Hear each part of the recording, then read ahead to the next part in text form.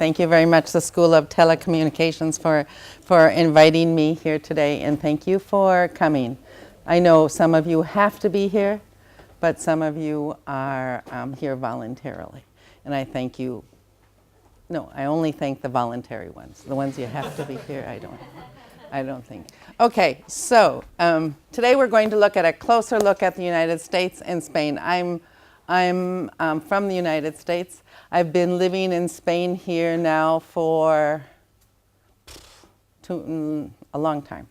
It's better not to say, because then you can.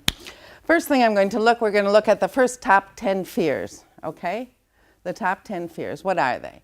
The fear of public speaking is the number one fear that people say. And then we have the fear of flying, the fear of heights, fear of the dark, fear of intimacy, fear of death, fear of failure, fear of rejection, fear of spiders. Do you know what spiders are?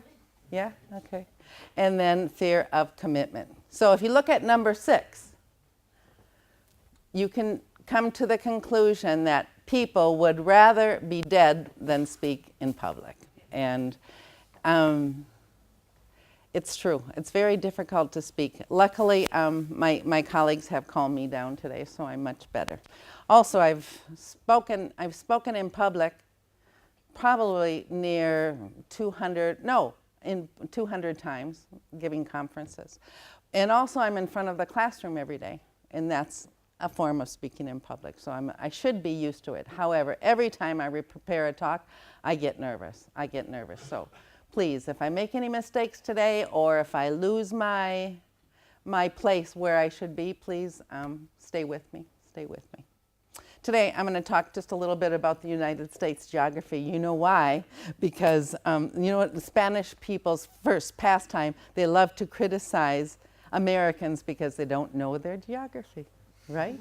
So, today we're going to look and see if you know your geography of the United States. And then we're going to talk about, because the political system of the United States, I have to talk about it because elections are coming up, and so it just kept coming into my mind. And Irina allowed me to speak about anything I wanted. So I'm speaking about what I want. I'm going to talk about Spain and the United States, some of the relationships, what's happened, the history, what role Spain has played in the United States. And then we're going to look at a really specific point of history, and I'm going to tell you a little story. And that's going to be our talk today, okay?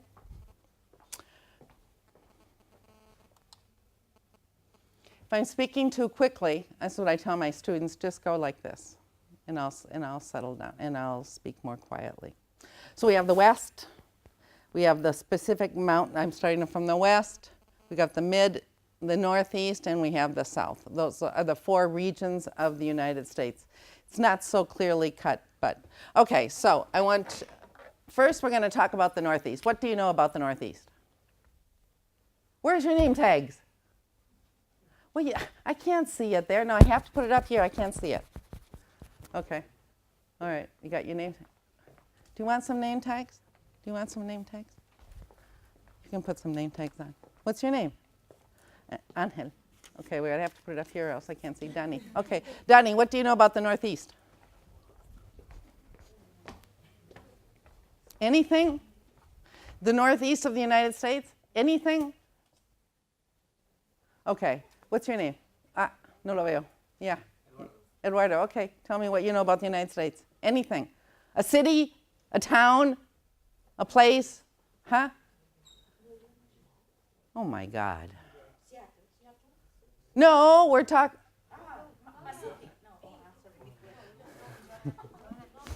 Okay, just so we all know, Spain is here. Spain is not over here. We're talking about here. Who? Oh, okay, thanks. The Northeast is where the first pilgrims came in. Okay. Throughout this side of America. It started out as the original United States, all 13 colonies, and now currently housing. Is your mother American? No. Your father? There for 9 years. You lived there for 9 years. Boy, your accent's better than mine. Okay.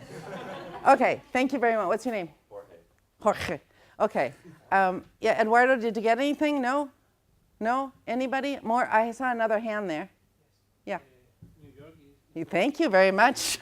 New York City. Have you ever heard of it? Danny, have you heard of New York City? Okay, good. Anything else? He said the settlers there was the first it's the... Anything else? Okay, let's just look at a few things in here. Okay, here that we have the Northeast. Do you see the different states? Maine, Canada is on the border on the north. We have Lake County, New York, Pennsylvania. We have New Jersey, New York, Rhode Island. Okay. Okay, there's the typical lighthouse on the ocean, and there's the Boston Harbor. Do you know Boston? Do you know what happened in Boston? Huh? A lot. That's true. Many things happen in Boston. Still happening in Boston. Do you know the most famous thing that happened in Boston? The Tea Party.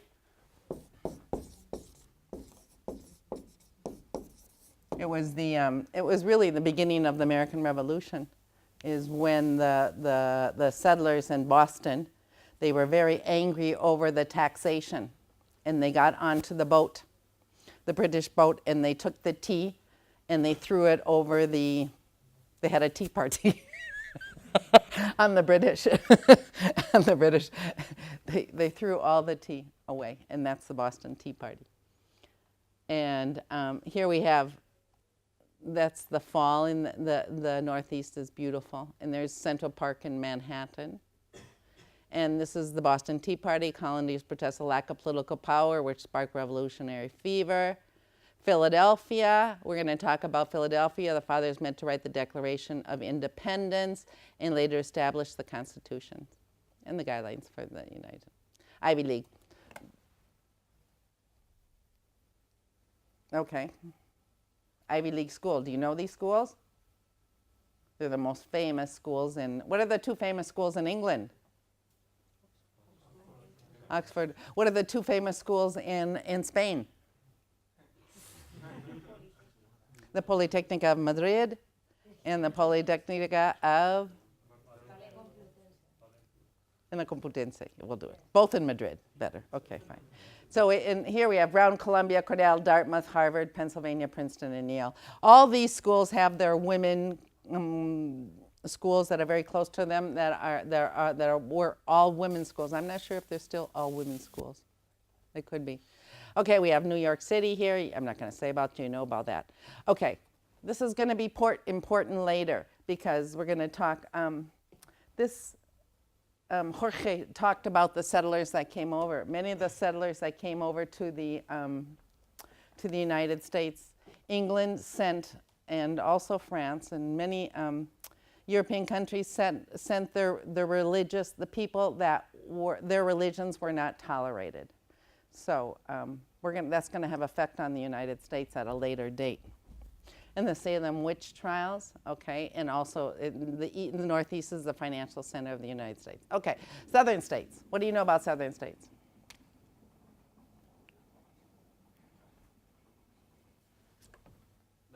Danny. I don't know. Do you know a name of one in the South? Dallas? Very good. Dallas is a really nice state. No. This is Texas, and Dallas is a city. Very good. Southern Dallas. I know. No, Texas is, I think it's in the west. No, bzz. Okay, you. Miami, right. Who lives in Miami? A lot of famous people. You don't remember any of that? Who lives in Miami? Julio Iglesias, number one to start with. Lots of people live in Miami. Okay, what else do you know about South? Anything else? What? New Orleans, right. That's right. That was by the French, yeah. We're going to look at that a little bit. We're going to look at New Orleans because New Orleans was a really important Spanish port in the United States. It used to be Spanish, but I don't know why it has the French name, but anyway. Here's the southern states. Look at them. Got them? Okay, Texas is there. You're right. Okay. I take away the buzz. The Texas is, Texas is so big. Okay. All right, let's look at some of the things. Traditionally in agricultural, cotton and tobacco, it's less urban, more relaxed, just like Andalusia. It's funny how the southern parts of France is more relaxed, more rural. The southern parts of the United States is more rural, more relaxed. The southern part of Spain and Andalusia is more rural and more relaxed. It's funny how countries that way. Okay, there's a colorful history. Yes. Cultural basics. Friendly. They started the Civil War.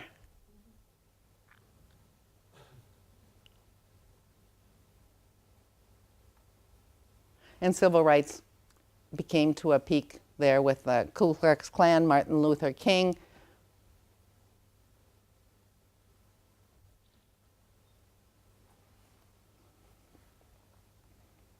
So what do you know about the word Midwest?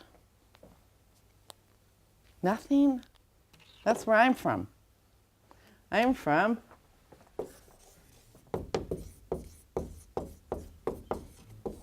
Okay, what do you know about Midwest? What can you imagine?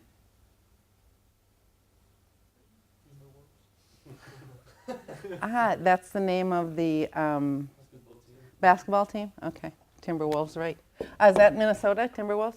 Yeah. Okay. Do we have a hockey team still? I think the hockey team has left. Okay, anything else about the Midwest? Nothing? No? It's cold, great, it's really cold. It's really cold. It snows. It snows in the Midwest, right? Well, let's look at it. Here we have North Dakota, South Dakota, Nebraska, Kansas, Minnesota, Iowa, Missouri, Illinois, Indiana, Ohio, Michigan, and Wisconsin. The Great Lakes come right down into that area. Minnesota is the land of 10,000 lakes. It has more than 10,000 lakes in Minnesota because it used to be a glacier. And the glacier went away and left millions. And lakes are a really important part of the Minnesota culture. Okay, so here we have hurricanes. That's typical from the Midwest. Oh, do you know that film, The Wizard of Oz? Yeah, you know that? Where's that? Where did that take place? Do you remember? Thank you, in Kansas. That's right, in Kansas. Right there in Kansas, and that's where Dorothy was from, and she went in a hurricane, and she went up in her house, and she went to the land of Oz. It's a breadbasket. The great majority of wheat and corn is produced in the Midwest.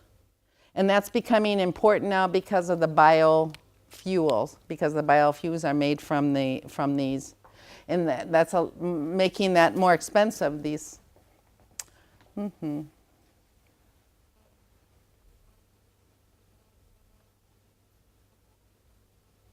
Spacious prairies, plains, rolling hills cover most of the region. It's really boring. If you go traveling through those states, it's completely boring. Cultural, the Midwest values, okay, it can be quite conservative. They work very hard. The Midwesterners work very hard, and they can be, family values are important. Okay, what do you know about the West? Huh? Los what? Los Angeles. Los Angeles. Okay, now, let's see if you can pronounce that right. Los Angeles. Come on, Los Angeles. And that city on top of it, what's that up farther north is? San Francisco. San Francisco. Okay, very good. LA. Okay, what state is that in? Can you remember that? California. And what else do you know about the West?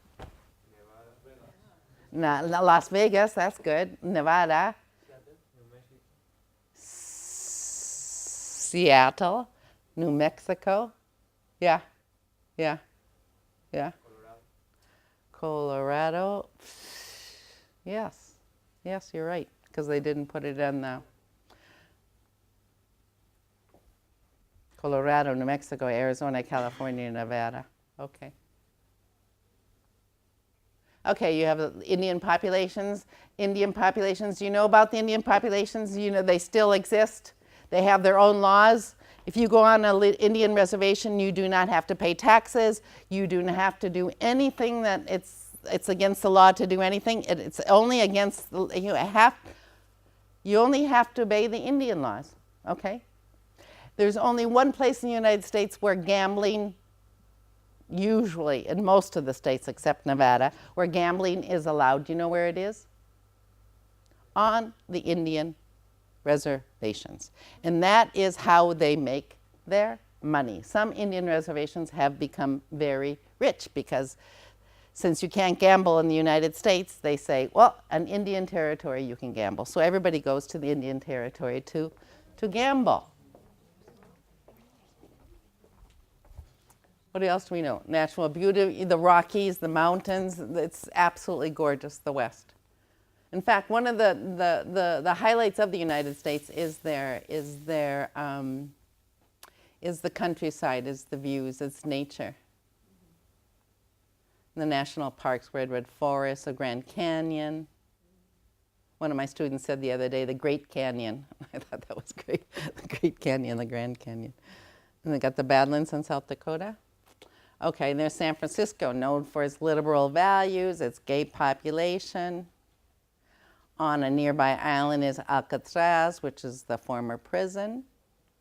And most importantly is my daughter, who works in San Francisco, and she is an architect. And of course, she's a graduate of La Politécnica. So there's hope for you all yet. If my daughter can do it, you can do it. You can do it. Okay, so first thing we do is to take a quiz. So you're listening to me, now you have to take a quiz. Can you just pass those by? Okay, what's the Great Lake that's bordered on Canada? Are you finished? We have more things to do today, lots of things to do, so this is just... what Great Lake doesn't touch Canada? The one that goes down to Chicago, do you remember? Lake Michigan, that's right, very good, very good, very good. What is the southernmost state? Florida, Hawaii, Louisiana, or Texas? Very good, Hawaii, Hawaii, Hawaii. What is the smallest state in the land area? Connecticut, Delaware, Massachusetts, or Rhode Island? Rhode Island, very good. What is the capital of California? Sacramento, San Francisco, Los Angeles, or Santa Barbara? What? No. No, Santa Barbara. No? No. No, Santa Barbara? San Francisco, no. No. I lied. It's not Sacramento. It's Sacramento. It's Sacramento. It's Sacramento. What is the U.S. state that has Spanish as official language? California, no? No. Yes, thank you. New Mexico. Their constitution, their state constitution is bilingual. It's a Puerto Rico is not a it's a protectorate. It's a very strange. They have a voice in the Senate. We're going to look at it later if I get that. Okay, which state is this? Alabama, Kansas, Missouri, or Arkansas? Kansas. Very good. The home of Dorothy. Which state is this? Arizona, Nevada, Utah, or Wyoming? Nevada. Very good, Nevada. What state is this? South Dakota, Michigan, Minnesota, or Wisconsin? That is South Dakota, that's right. You're doing very well. Which state is this? Alabama, Georgia, Tennessee, or South Carolina? South Carolina. I'm not sure either. Damn.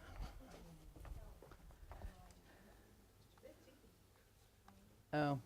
Yeah, I think, okay, we'll say South Carolina. It's not, no? Okay, thank you. Well, Alabama, no he puesto. Ah, yeah, it's Alabama. It's Alabama. It's Alabama. Or Georgia. It's Alabama. I don't know. Homework. Find out what that state is. That's your homework. That's what I do in class. If I don't know the answer, I say, look it up. It's homework. Okay, what is the state? What's this one? This one I know. No, it's not Pennsylvania. Pennsylvania is really big. Pennsylvania is, well, it's right around here, but it's square and it's really big. What else? It's Virginia. That's what it is. It's Virginia. Okay? All right.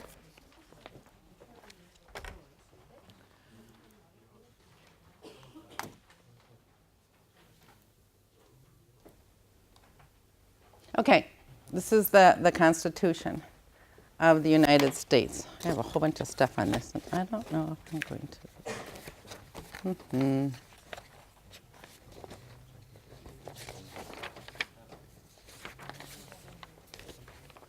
So we, the people of the United States of America. Oh, no. That's it. This is the Constitution of the United States. And what is this Constitution of the United States? It's the supreme law of the United States. I'll let you read that, and I should be reading this.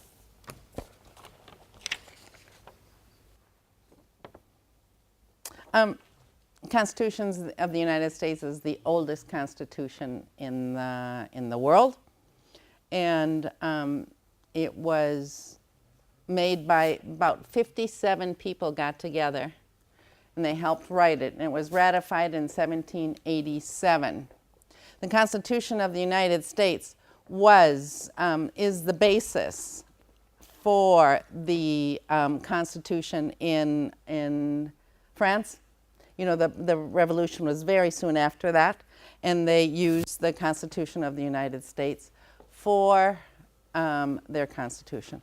Also, the Constitution was indirectly what the Spanish Constitution in Cádiz in 1812 copied the French Constitution, and the French Constitution had copied the United States.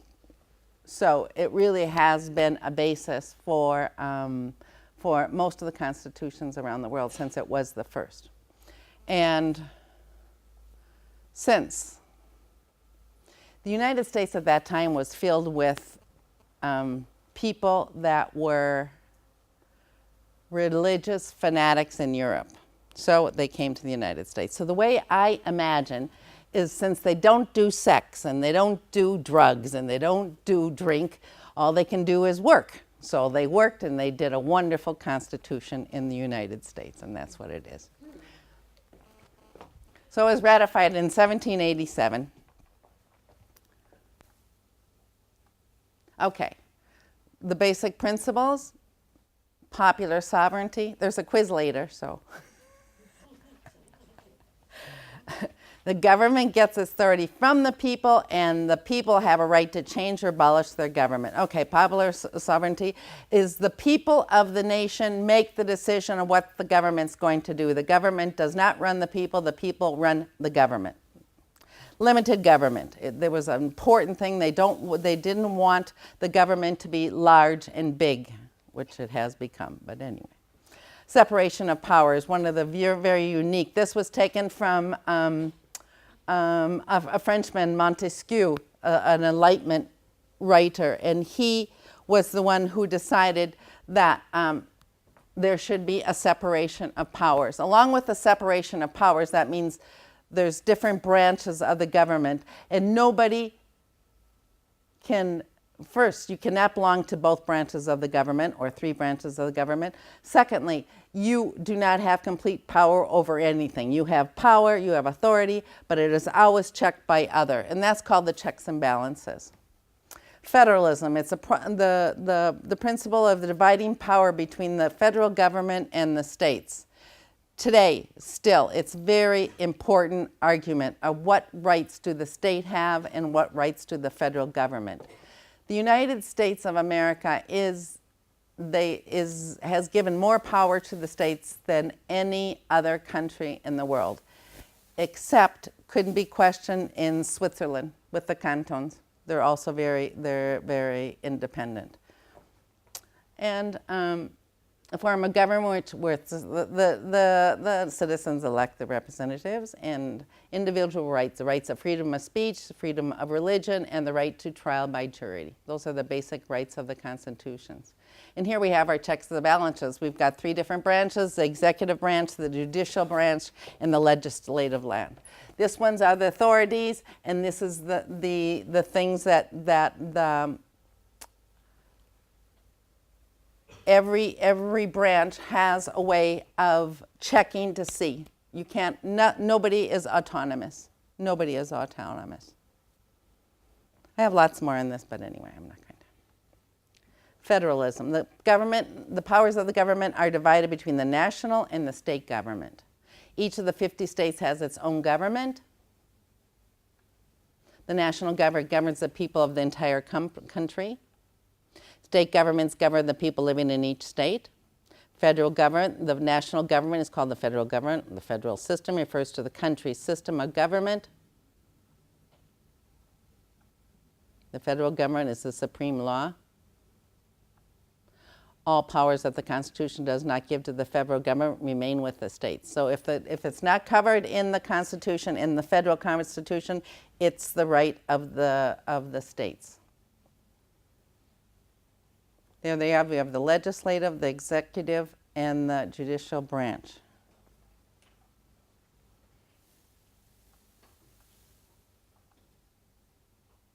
Okay, so we have two houses in the United States. Well, we've got three of them. You've got the legislative, the executive branch. At the top here is the houses, and there is the executive with the president, with the vice president, secretary of state, more or less his cabinet, and then the judicial, the Supreme Court.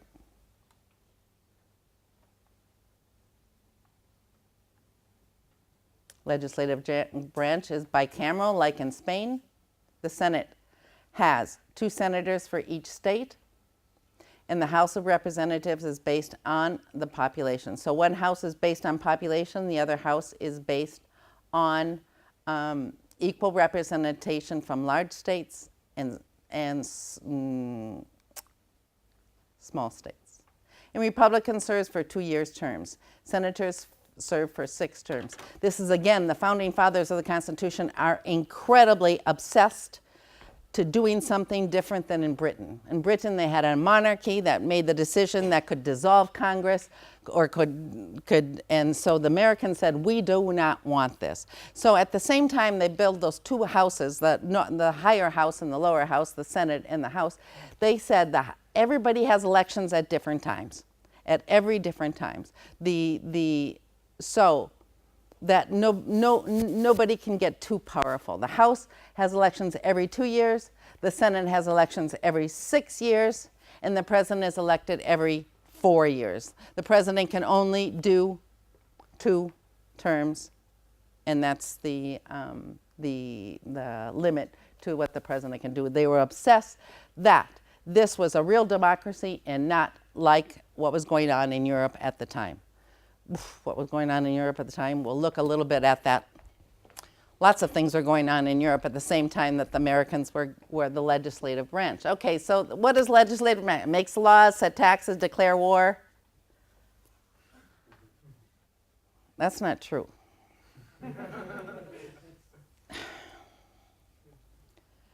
The president declares war, and then the House, the Senate gives their permission that that's okay, but they usually override vetoes, borrow money, regulate international print money. Yes. Congressional structure, what do we have? We have the legislative branch. We have a 2-party system mostly. In the House of Representatives, you have the Senate and the House. The Senate in the United States is probably the most powerful Senate in the world, where in other countries the Senate does not have very much power. In the United States, it does have power. Okay, House has 435 and the Senate has 100. Terms of office, 2 years for the Senate for 6 years. The executive branch, here we have the president.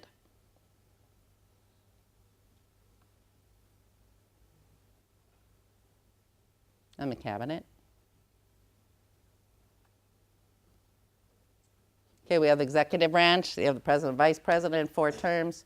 You have to be at 35 years old, 14 resident of natural born citizen. Romney and other people too have questioned whether Barack Obama was born in the United States. They've questioned that and his legitimacy to be the president of the United States. I don't think he's shown his birth certificate, but he had other people look at it, and so they verified that he was born in the United States. I think he was born in Hawaii. Okay, Commander-in-Chief is the president is the Commander-in-Chief. The President of the United States is the most powerful democratic officer in the world. He has more powers than most any other country. He's a commander-in-chief. He gives pardons, he makes treaties, he appoints what are called concert laws are executed. And he's elected by the Electoral College, which we're going to look at for a minute. The judicial branch is the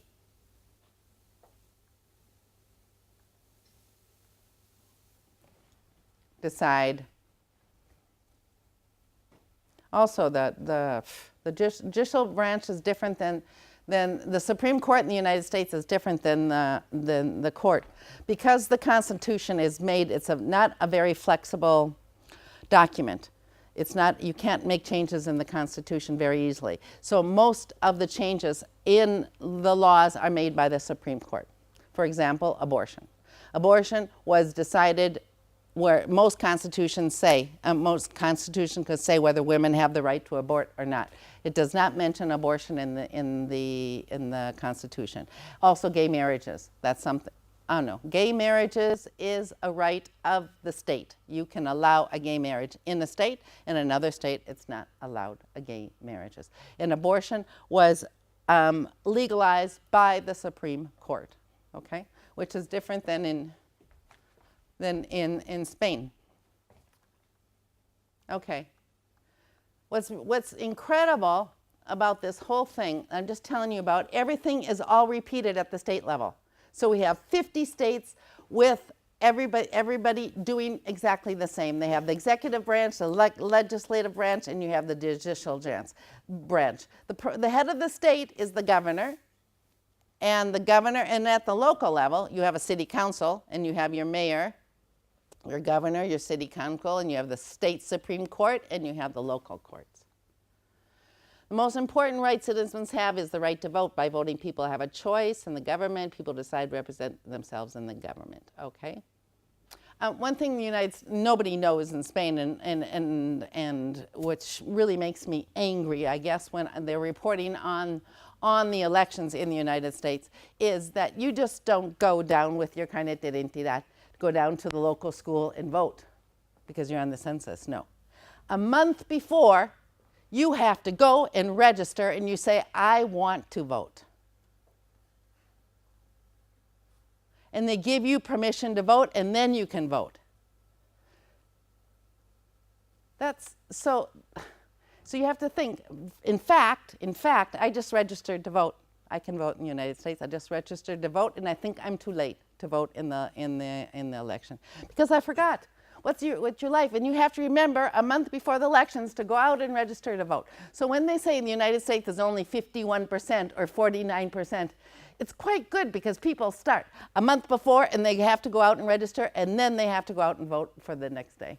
And I think that's important to know because it's so much easier in Spain where I just go down to my local school and I said, here's my carnet de identidad, and they've got it and they can allow me to vote. So, voter registration drive. Do you know the word drive? You know, what's the most important Catholic charity in Spain? Unisa? No. Caritas. You know, on that one Sunday where they go out and they put they put your things, yes. That's called a drive, a campaign, but it's a drive. How do you say that in Spanish? No, la campaña.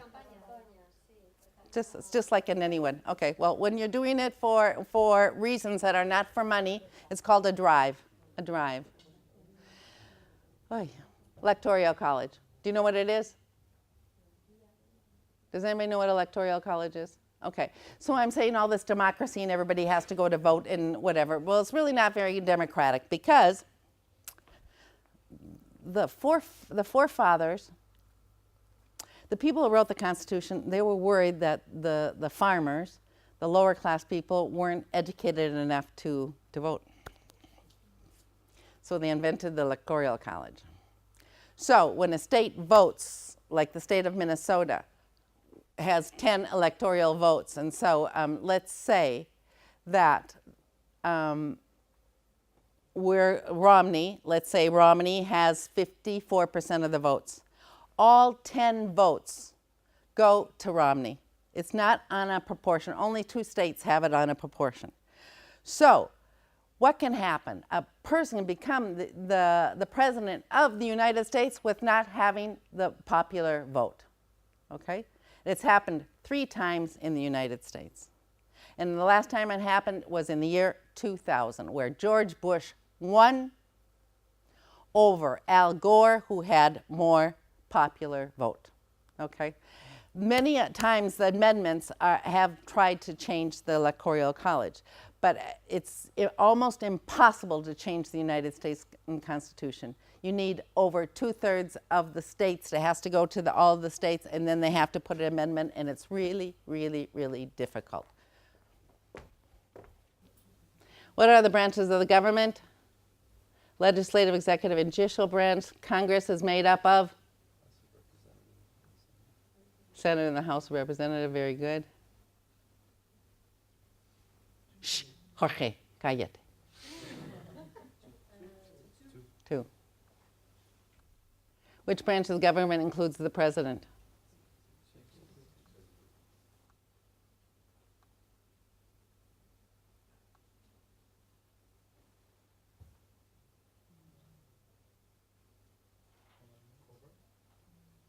To govern? Yeah. The legislative branch makes the laws and they carry out the laws.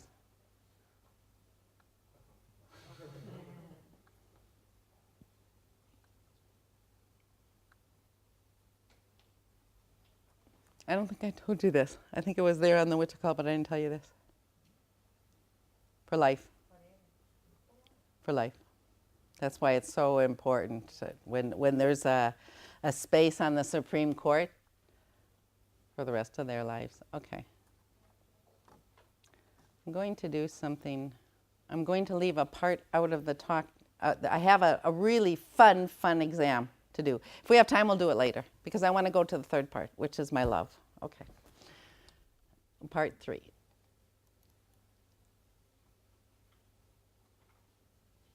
I can't. Aquí es aquí. Okay, so what's this? What's this a picture of?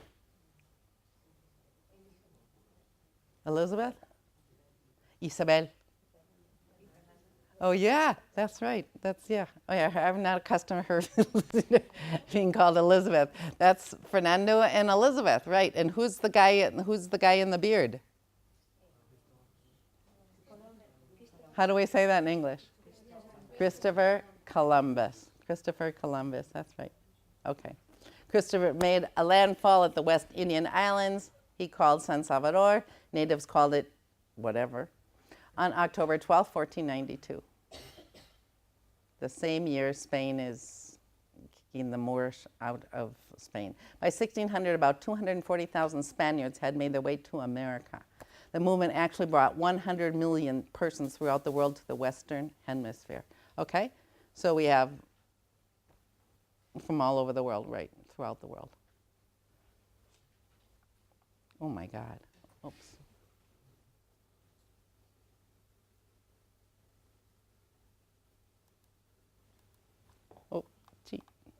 I left that in white. Okay, let me go see if I can find my chuleta.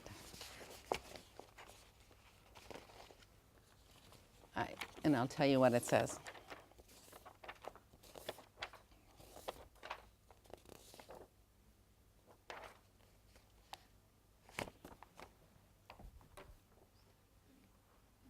Okay, 1513, what happens? Juan Ponce de León explored the east coast of Florida.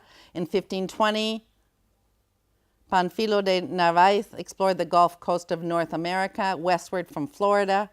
His lieutenant, Alvar Núñez de Vaca, and 3 companions wandered for years until they made way across New Mexico and Arizona to New Mexico City. In 1539, Hernando de Soto traveled north from Florida to the Carolinas and to the Mississippi River. At the same time, Francisco Vázquez de Coronado ventured as far as Kansas and west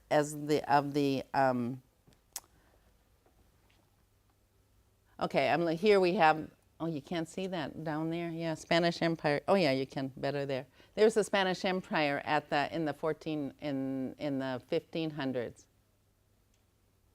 Incredible. Absolutely incredible. Absolutely incredible. There it is again. Spain and the United States. That's after the Louisiana Purchase. Okay, so Spain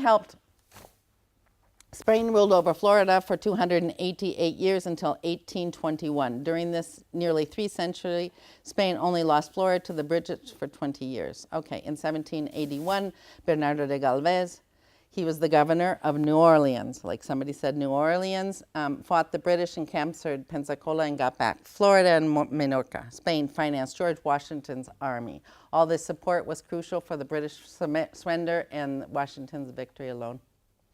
In the United States, the children study the help of the French government for the American Revolution, but they do not study the influence on Spain in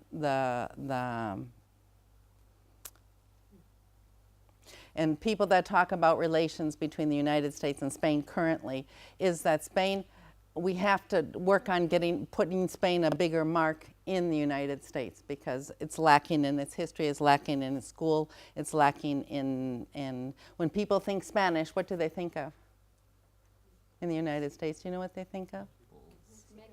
Mexico, right? They think of the South America. Okay, so let's say they know where Spain is. What do they think of Spanish? Lazy and bulls. Bulls, yeah, lazy, yeah. That's my experience. That's your experience, yeah. That's the stereotypes, right. I was going to give the talk on stereotypes, which is really interesting, but I didn't. We're going to see something at the end if we have enough time. Okay, Spanish Constitution is 1812. That comes out of the American Constitution. Spain and America. In 1898, Spain lost, because of the Spanish-American War, Spain lost Cuba, Puerto Rico, and the Philippines to the United States. That I'm not getting into that. That's a very, okay. In 1898, they studied the Treaty of Paris. They signed on December 10th, the Treaty of Paris, officially ending the Spanish-American War. According to the treaty, Cuba went free, Guam, Puerto Rico, and the Philippines were ceded to the United States, and the United States agreed to pay Spain $20 million, I hope dollars. Oh yeah, the dollars, it says dollars, not pesetas, because pesetas. Okay, just quickly, I found this, what's Spain's influence in the United States today? One of the most successful presence is the United States and Spain in the United States is the Fulbright program. It was established in Spain in 1858, and some of the best Spanish minds to study have studied in the United States. And some of the best American scholars have come to Spain to study here. Javier Solanas was a professor of physics, and that's a little bit about Solana. He was a Fulbright, and It's the third largest country in the world after Germany and Japan in terms of budget allocated to the scholars that go to the United States. More than 7,000 Spaniards and Americans have benefited from the Fulbright scholarships. The United States is the main destiny of students and researchers that leave Spain. Okay, now I looked up the most important telecommunication companies in the United States. And we have, do you know these? Do you know these? Do you know any of them? Well, you should go looking for a job. These are the biggest companies in the United States. Telefonica, Latin, whatever. Most important companies in the United States that are here in Spain is Andrew Corporation, AT&T, Equant, Lucent Technology, Minnesota Mining and Manufacturing, Motorola, Primus. These are from 2008, these statistics, and I can't say that they're. Oh, do you know what 3M means? Do you know 3M? Do you know the company? You do too. That makes all the la cintas. Yeah, 3M, it's really important. Do you know what it means? Yes, yes. Yes, yes. It means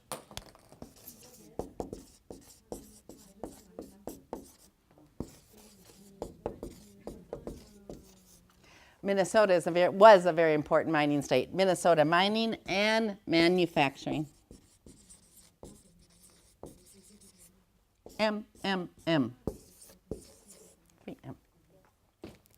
Okay. Okay, back to a point in time, 1795. We have a treaty between the United States and Spain.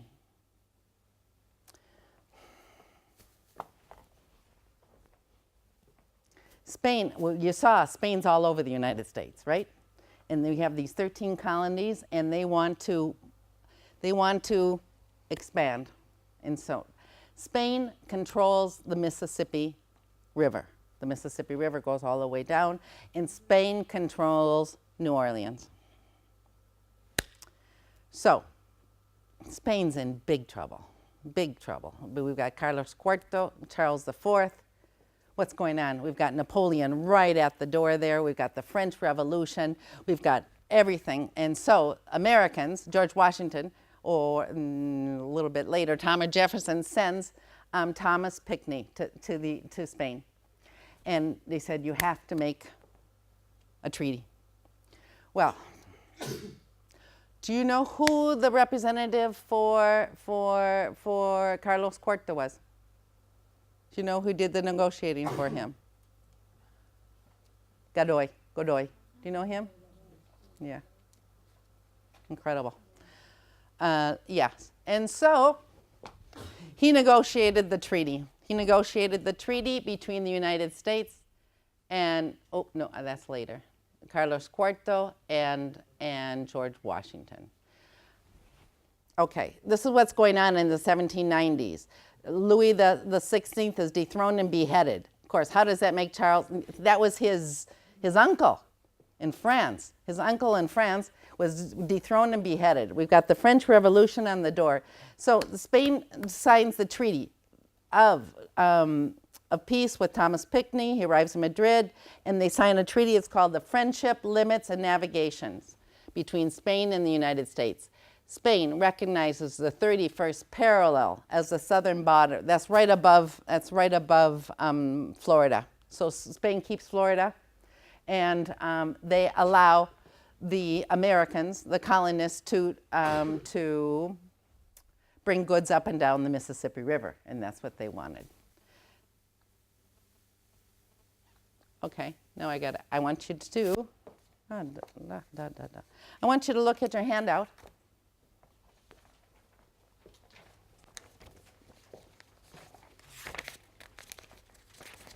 I just want you to take a couple minutes and look. Here we have Charles IV, and we have George Washington. First, I want you to look at, just talk for 30 seconds or a minute or two. What differences do you see between George Washington and Charles IV? Okay?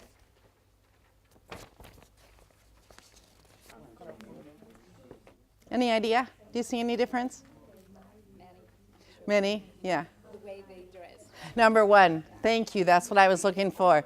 The George Washington is in a black outfit. He wants to be very low key. He's a normal person. Where Charles IV is dressed like. Okay. Any other differences?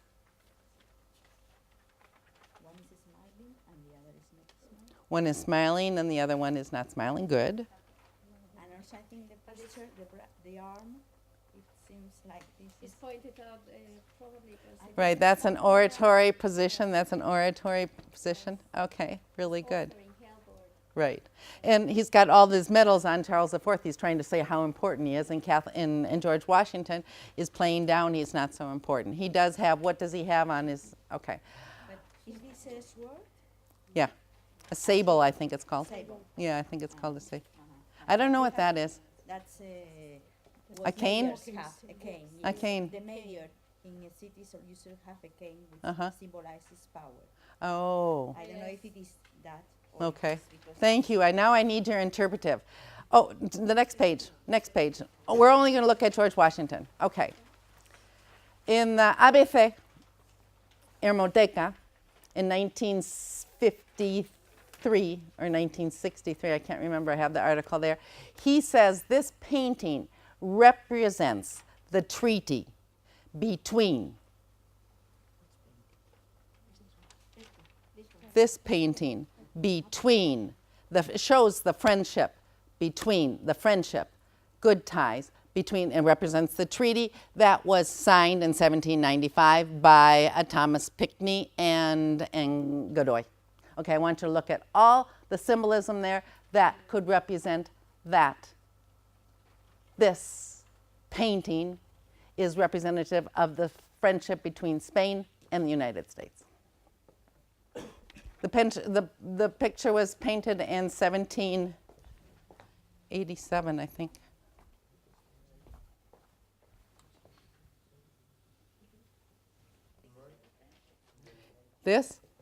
This is a map of Washington, D.C., not completed yet. Okay.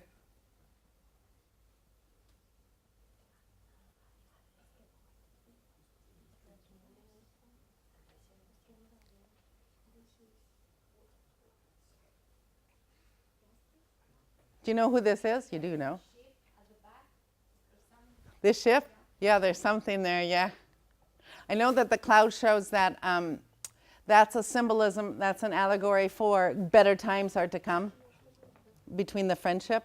I think, what do you see here? What do you see here? It's an arrow. This is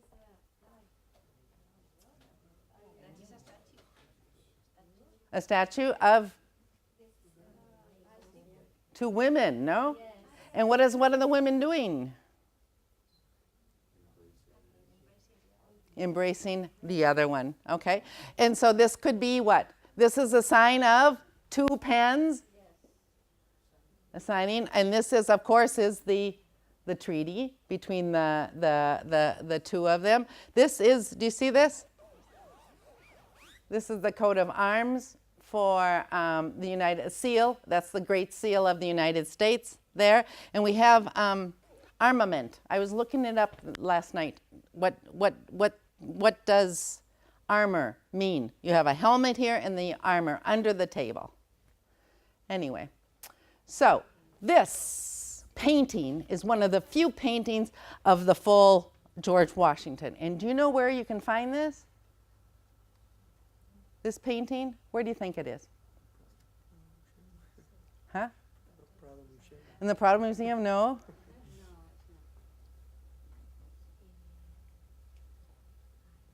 Come on. In the White House? No. It's written by, it was pictured by an Italian painter in Washington, D.C., and they think that George Washington posed for it. It was a gift of the Spanish ambassador to Godoy. It was a gift, and it was symbolizing the friendship between the United States and it. And it's right down the street, no. It's in Bellas Artes here in Madrid, which is one of the most famous paintings here in Madrid. And that's how I wanted to finish my talk, looking at the United States here in Madrid. And that's the Great Seal of the United States. And thank you for putting up with me, which is a phrasal verb, right? Thank you.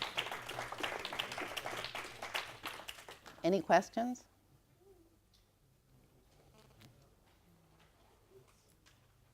Yes. Do you have any idea about how is it or difficult is it to get a visa for work in the States for Spanish people?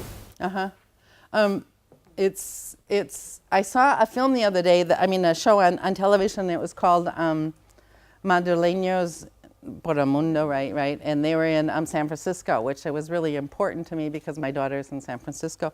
And I couldn't believe the amount of Spanish people that are working in the United States. And now I know that, well, there's two ways.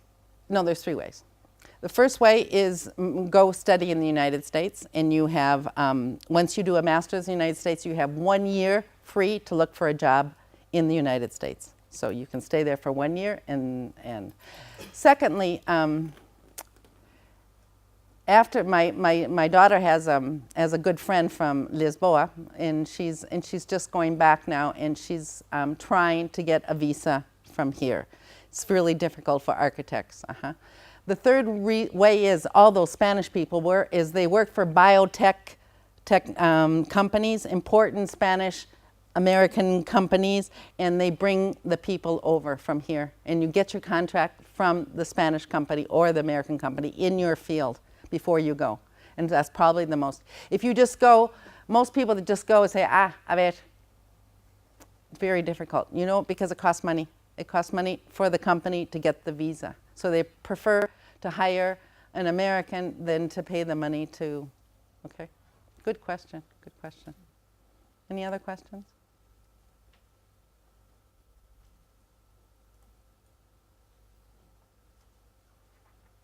Okay, who's going to win the elections? Next week, the 6th of November. Any idea? Who would you vote for?